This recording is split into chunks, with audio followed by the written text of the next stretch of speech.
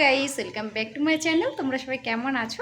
আশা করি সবাই খুব ভালো আছো। আজ আবারও একটি নতুন ব্লগ তোমাদের সাথে শেয়ার করতে চলে এসেছি।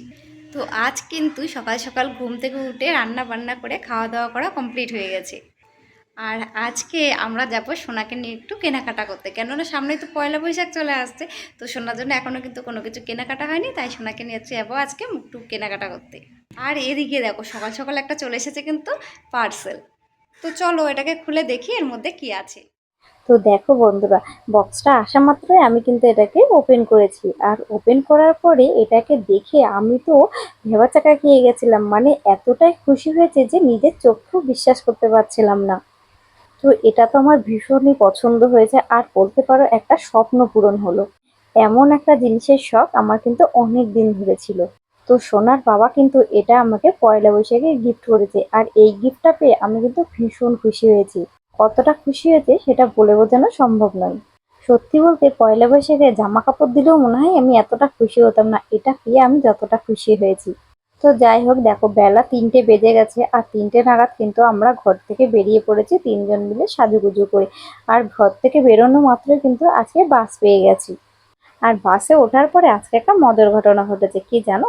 আমরা তিনজন মিলে বাসে উঠে পড়েছি, ওঠার পরে একটু বসে থাকতে থাকতেই হঠাৎ করে সোনার বাবার মনে পড়েছে স্টেশনের কাছাকাছি আসতেই যে আমরা তো ট্রেনে করেও যেতে পারি, ট্রেনে করে গেলে তাড়াতাড়ি হবে। তো আমরা রীতিমতো বাস থেকে নেমে পড়েছি স্টেশনের কাছেই। তারপরে স্টেশনে যাওয়ার পরে যখন টাইম টেবিলটা দেখছি, তখন দেখছি 5:30টার সময় ট্রেন। তো আবার কি করব, যেহেতু গেট পড়া ছিল তাই জন্য আবার কিন্তু তাড়াতাড়ি করে ফিরে এসে বাসে উঠে পড়লাম। আর তারপরে কিন্তু আমরা বাসে করে এখন যাচ্ছি কাডালুর।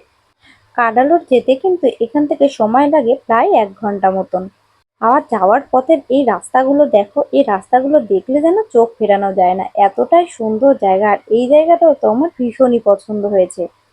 আর জানো তো, আজকে বাইরে প্রচন্ড পরিমাণে হাওয়া দিচ্ছিল, আর হাওয়াতে দেখে বুঝতেই পারছো আমাদের চুল টুল জামা কাপড় কিভাবে উড়ে যাচ্ছে। আর আমি সত্যি বলতে তাকাতেই পাচ্ছিলাম না হাওয়াতে। আমি যে ফোনটা ধরে ঠিক করে ভিডিও করব সেটাই করতে পারছিলাম না, মনে হচ্ছিল আমি যেন হাওয়ায় উড়েই যাব।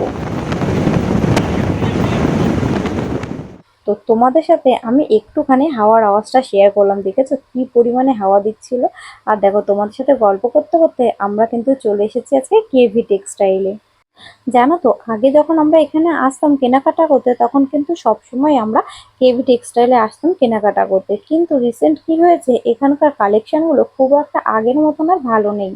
তো সেই কারণে আমরা আগে কেভি টেক্সটাইলে ঢুকিনি, তার পাশে আর একটা শপিং মল আছে, সেখানেই আজকে চলে আসলাম সোনাকে নিয়ে কেনাকাটা করতে। আর আমার আজকে খুব ইচ্ছে ছিল সোনার জন্য এখান থেকে একটা শাড়ি কিনবো। তো চলো এখন ভেতরে যাব, আর ভেতরে যাওয়ার পরে দেখি আজকে সোনার জন্য কি নেওয়া যায়। তবে আমি সোনার জন্য দুটো ড্রেস বেছে রেখেছি, যদি ওই ধরনের ড্রেস পাই তো ওই ধরনেরই ড্রেস নেব। আর মলের সামনের বাইরের পরিবেশটা দেখো কতটা সুন্দর।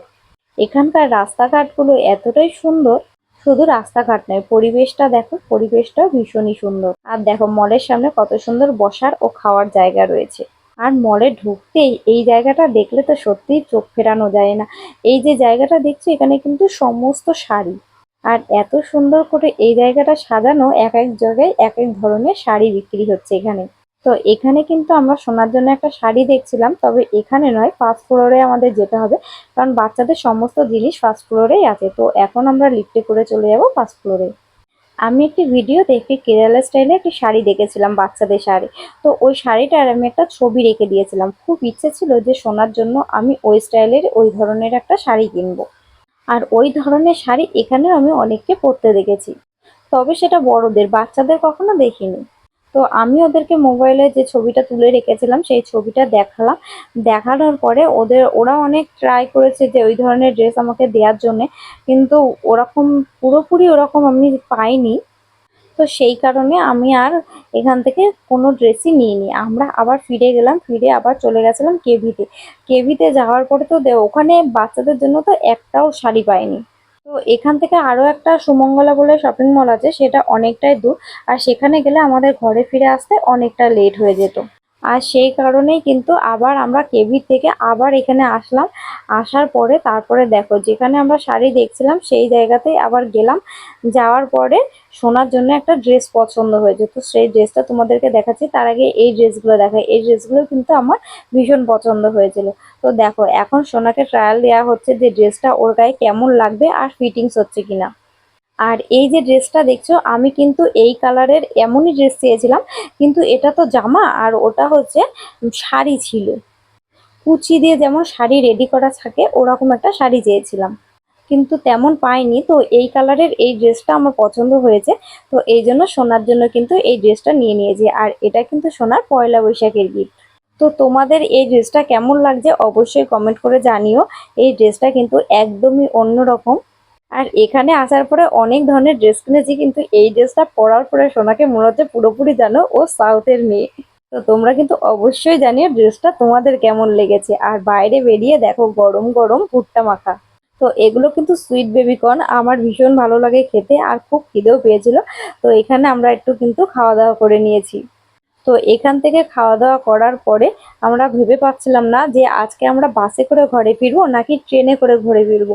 তো তারপরে ভাবনা চিন্তা করলাম যে আমরা যদি বাসে করে ঘরে ফিরি তাও আমাদের ঘরে ফিরতে 8টা বাজবে, আর যদি ট্রেনে করে ফিরি তাহলেও আমাদের ঘরে যেতে যেতে 8টা বেজে যাবে, কেননা 7টা 33-এ ছিল এখান থেকে কানে কাটালু স্টেশন থেকে ট্রেন। আর বাসে গেলে একটা সমস্যা কি জানো, বাসে যাওয়ার পরে আমরা মুতলুর অব্দি যাওয়ার পরে ওখান থেকে ঠিক করে আর বাস পাই না। তাই সেই কারণে ভাবনা চিন্তা করে আজকে কিন্তু আমরা ট্রেনে করেই ঘরে ফিরেছি। তো এই ছিল আজকের আমার পুরো ব্লগ ভিডিও। তোমাদের কেমন লাগলো অবশ্যই কিন্তু কমেন্ট করে জানিও। সকলে ভালো থেকো, সুস্থ থেকো, দেখা হবে নতুন একটা পরবর্তী ভিডিও।